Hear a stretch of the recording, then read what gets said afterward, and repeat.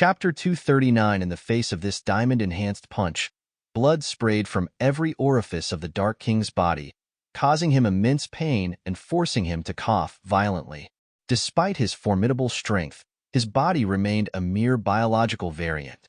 The Dark King immediately retaliated by consecutively employing 3 body enhancement skills: petrification, lightning enhancement, and fire enhancement.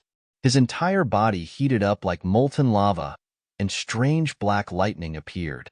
At this point, the Dark King's defense had reached its maximum threshold. He decided to hurl his entire body forcefully at the divine tree, successfully pushing it back a few steps. However, to his astonishment, he only managed to push it that far. The divine tree was now sturdier than a mountain, holding him firmly in its grasp. The divine tree's eyes moved slightly, and a root transformed into a hand, beginning to emit an increasingly intense green light. This green light soon threatened to engulf the Dark King, and the divine tree shouted, "Willow leaf flying knife." A blade, curving like a leaf, sliced through the enemy's body, cutting this massive chunk of flesh into 2 parts, as cleanly as slicing through salmon. It was unimaginable, considering the Dark King's defense had reached its peak. He had calculated that the divine tree's combat strength was below his defense, which gave him the confidence to engage in close combat. Yet, with just 1 strike, the divine tree managed to split the Dark King's body in 2. How much power had the divine tree been buffed with? The recent shot caused a massive explosion, but the divine tree didn't rush to pursue. There was no need to hurry since time was frozen here. As expected, from within the dust and smoke, a red spiritual force, sharp as a blade, tore through space, intending to launch a surprise attack and decapitate the divine tree. Unfortunately for the Dark King, the divine tree effortlessly countered the attack with a mere wave of its hand, bending its trajectory. The Dark King's body, still split in 2, was furiously regenerating, his mouth shouting, "You mutated tree bastard." The divine tree did not engage in a verbal exchange. It immediately raised its hand, summoning glacial epoch. Dozens of massive, razor-sharp ice spikes shot up from the ground, piercing and shredding the grotesquely large body of the Dark King. Seeing his regenerating body destroyed once again, the Dark King couldn't help but inwardly sigh. This ice is clearly much stronger now. Unable to hold back any longer, he purchased Super Regeneration for 100,000 evolution points. His body, shattered into hundreds of pieces, reassembled in the blink of an eye. His evolution points now stood at 2.3 million. The divine tree raised its hand in contemplation, knowing that defeating this foe would still take time. If the Dark King kept buying Super Regeneration, he had 23 more chances. The divine tree continued to point its finger, sending dozens of light spears straight at the enemy. Once again, his body was torn apart, but this time, due to the light attribute, the pain was much more excruciating. The Dark King, unable to contain his pain any longer, shouted out in agony, "You mutated tree bastard, damn it." This time, he decided to purchase the Red Lotus Sun and Lightning Enhancement, spending 400,000 evolution points, leaving him with 1.9 million points. Look at this, he had truly fused attribute skills with lightning skills, creating a bizarre purple sun. This thunderous sun grew larger and larger, and when it amassed enough spiritual power, he would hurl it straight at the divine tree below. However, the divine tree appeared unsurprised, standing still and calmly waiting. This was precisely the divine tree's strategy: to provoke the Dark King, make him furious and impulsively buy more skills without thinking, thus depleting his evolution points more rapidly. With a grotesque expression on his face, the Dark King loudly declared, "I will turn this planet and you into a wasp nest." But before he could finish his villainous monologue, a blackened hand reached out and grabbed his largest eye. Meanwhile, the divine tree's left hand was channeling a type of pale blue spiritual energy. The divine tree declared, "I won't let that happen." The speed of the divine tree's actions was so illogical that the Dark King couldn't react. The divine tree had already wound up for another heart-piercing punch with its left hand, driving the Dark King's stomach several meters inward and puncturing it directly. Pale blue spiritual energy burst through his stomach and scattered around.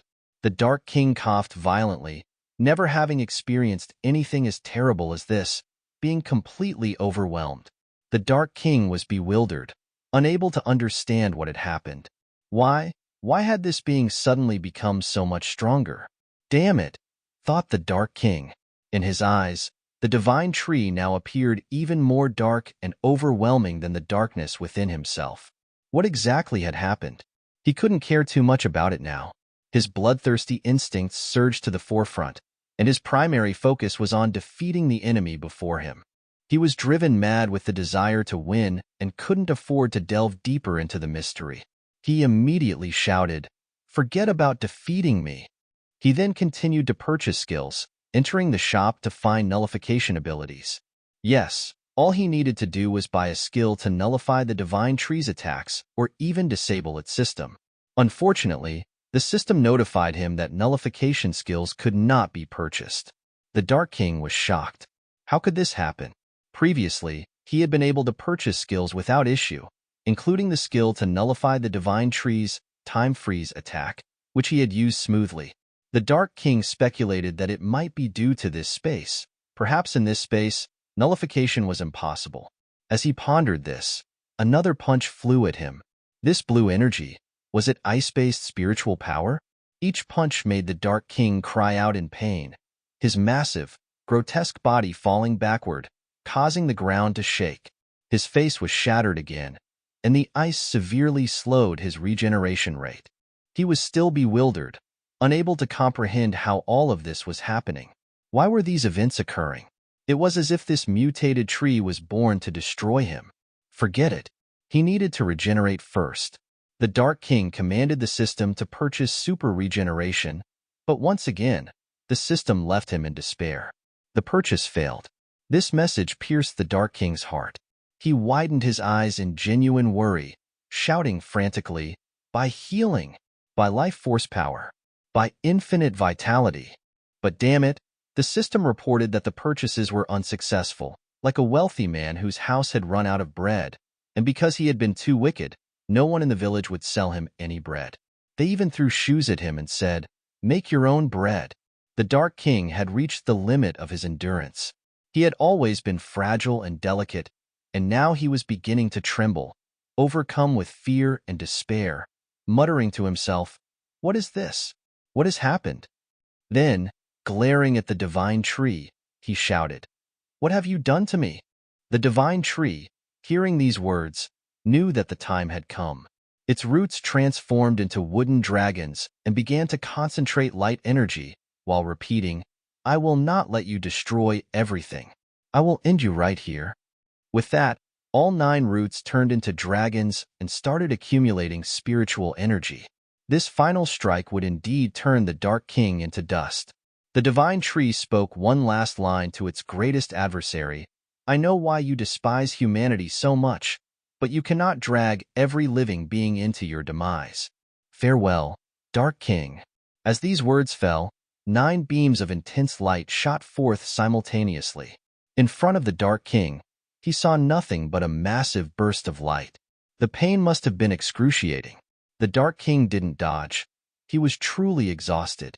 His entire body began to be enveloped and burned by the purifying light. The beams pierced his body, pushing him back hundreds of meters. The Dark King could not react. Even screaming in pain became difficult. His body was indeed hard to penetrate. Perhaps only close combat with overwhelming force could do it. Maybe the Dark King was trying to survive until the very last moment, which slightly surprised the divine tree. Suddenly, the Dark King spoke, "Even if you go to such lengths to protect humanity, one day, they will turn on you and devour you. Humanity is stronger than we think, which is why I must destroy them." Ultimately, the Dark King managed to withstand the powerful light spiritual energy. The divine tree didn't heed his words. Seeing that the Dark King could withstand the previous blow, it felt regretful. Remembering the moon approaching the earth too closely, the divine tree was startled. Damn it! It needed to end this quickly and then find a way to save its planet. On the other side, although the Dark King endured the massive light attack, his body had reached its limit. His eyes and flesh began to tear apart, and he screamed in agony, "Ah, my body!" He needed to find a solution. He opened the system once more, but the situation was even worse now. The system displayed a flickering notification, indicating that it had been infected by a virus. Within the system space, two familiar figures appeared: the seahorse god and the dragon god, who had been absorbed. Could it be that after being absorbed, they had invaded and sabotaged the Dark King system? End of chapter 239.